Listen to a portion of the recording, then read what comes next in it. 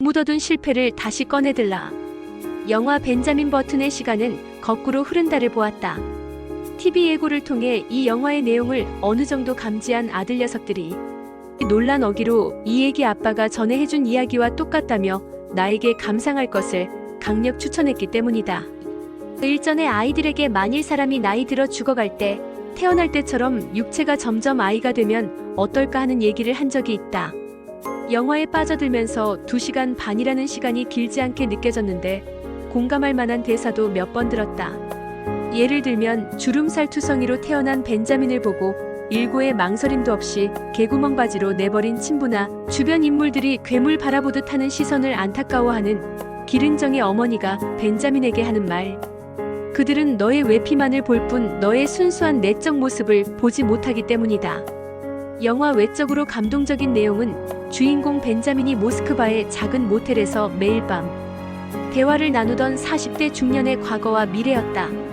그녀는 20대 초반에 도버 헤어 횡단에 도전한 첫 여성이었다. 도착지를 2마일 앞둔 지점에서 그녀는 부득불 수영을 포기해야만 했다. 다음에 또 도전할 것이냐는 기자의 질문에 이 젊은 여성은 불순한 날씨와 체력 저하를 안타까워하면서 당연히 재도전하겠다는 의사를 밝혔다. 그러나 20여 년이 지나 중년 여인이 되도록 그녀는 도버 헤어 횡단에 나서지 않았다.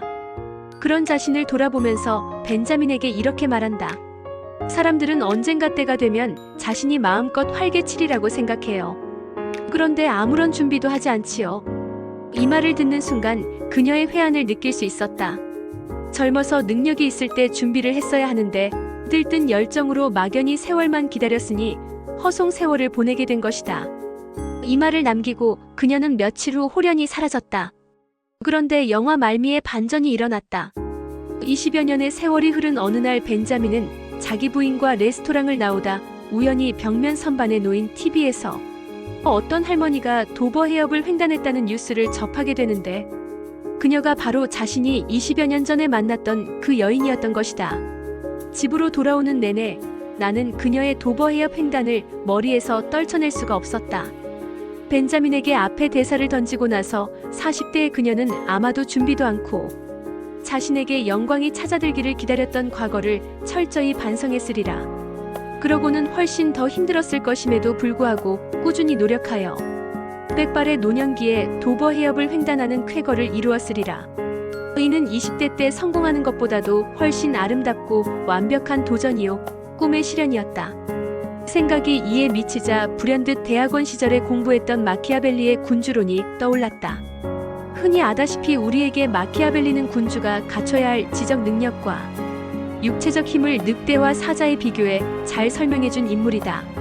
즉 늑대는 이리를 이길 힘이 없고 사자는 덫에서 빠져나올 머리가 없으나 사자는 이리를 쫓아낼 힘이 있고 늑대는 덫에 빠지지 않는 영리함을 갖췄으니 사자의 용맹성과 늑대의 영민함을 두루 갖춰 막강한 군주가 되어야 한다고 주장한 것이다.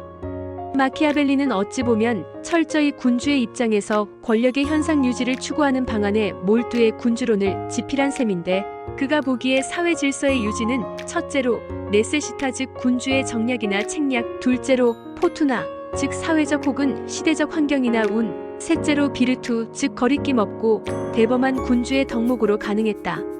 내가 마키아벨리의 네세시타, 포투나, 비르투 개념을 처음 접했을 때 가졌던 내 나름의 응용이 벤자민 버튼의 시간은 거꾸로 흐른다에 나온 도버 해협 횡단과 일맥상통하는 듯하여 이를 반추해 본다. 나는 우리네 인생을 마키아벨리가 말한 네세시타와 포투나와 비르투로 설명할 수 있다고 본다. 즉 네세시타는 인간이 평생 한 번은 반드시 건너야 할 운명의 강이요 이상향에 이르는 강이라 보고 포투나는 내가 그 강을 건널 시기나 혹은 조건으로 보며 비르투는 강을 건너기 위해 내가 준비한 배와 항해술로 본다. 이제 나는 반드시 건너야 할 필요가 있는 강을 운에 맡기며 건너기 시작한다.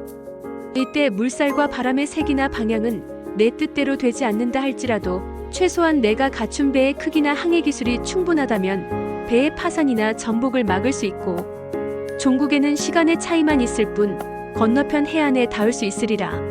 이런 면에서 마키아벨리나 벤자민의 한 장면은 유사하게 읽힌다.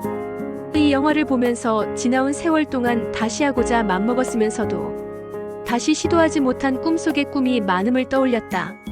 나이가 젊을수록 실패했던 꿈이 적다.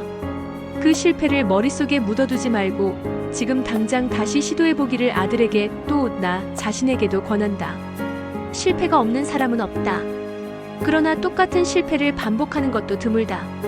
그런 만큼 젊은 시절에 재도전에 나선다면 2번이나 3번 안에 꼭 실패를 성공으로 바꾸어 놓을 수 있지 않을까 싶다. 제발 실패에 대한 재도전을 두려워 말라. 정실행되기 어렵다면 아예 그 실패를 깨끗이 잊어라.